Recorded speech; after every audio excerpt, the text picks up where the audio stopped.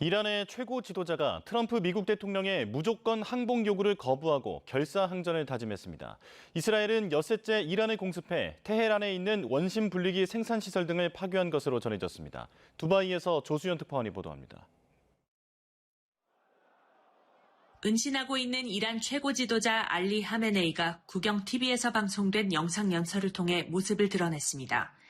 이스라엘이 선제 공습에 나선 이후 하메네이가 공식 석상에 나타난 건 이번이 두 번째입니다. 하메네이는 트럼프 대통령의 무조건 항복 요구는 터무니없는 위협이라고 일축했습니다. 또 이란은 누구에게도 굴복하지 않을 것이며 미국의 군사적 개입은 돌이킬 수 없는 피해를 초래할 것이라고 경고했습니다. صدمه آمریکا اگر ورود در این میدان بشه ورود نظامی در این میدان بکنه 트럼프 대통령의 압박에 발맞춰 이스라엘은 수도 테헤란의 대대적인 공습을 이어갔습니다. 이스라엘군은 원심 분리기와 미사일 원자재 생산 시설들을 타격했다며 독재 정권이 무너지는 과정이라고 주장했습니다. בהתקפה הנרחבת השתתפו יותר מ-50 מטוסי קרב. היא נמשכה מעל 3 שעות וכללה 3 גלי תקיפה. במהלך הפעילות תקפנו אתר לייצור צנטריפוגות שנועדו 국제원자력기구 IAEA도 테헤란과 인근 카라지에 있는 관련 시설 2곳이 공격을 받았다고 확인했습니다. 주요 외신들은 수천 명이 탈출 행렬에 나섰고 상점 대부분이 문을 닫으면서 테헤란이 점차 유령 도시로 변해가고 있다고 전했습니다. 이에 맞서 이란군은 극초음속 미사일 파타-1을 동원해 11번째로 이스라엘을 공격했다고 밝혔습니다. 또 이란군이 이스라엘의 상공을 장악하고 있고 이스라엘군 드론과 F-35 전투기를 격추했다고 주장하기도 했습니다.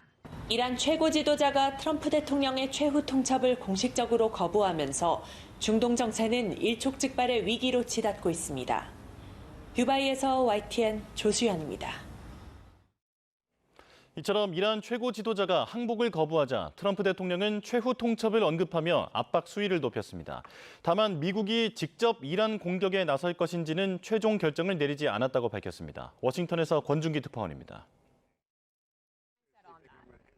트럼프 대통령은 항복하지 않겠다는 하메네이에게 행운을 빈다고 말했습니다.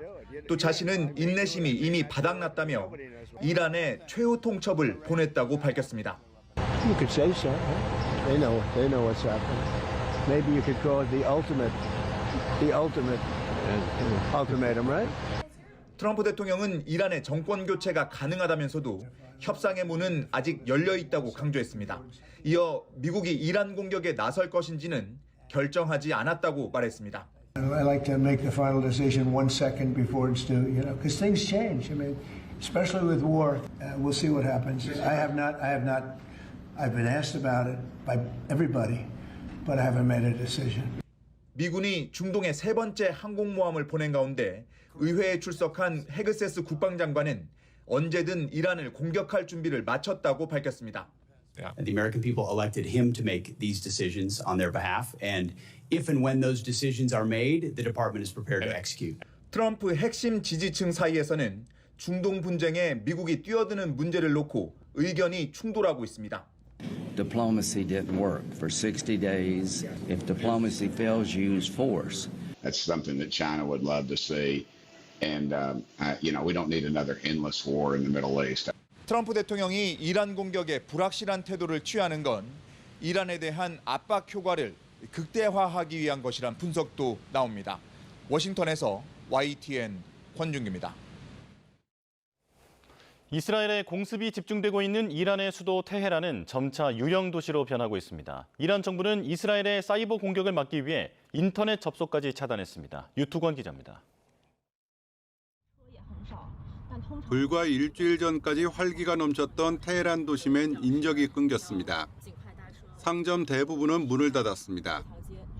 식수와 생필품을 구하기도 어려운 것으로 전해졌습니다.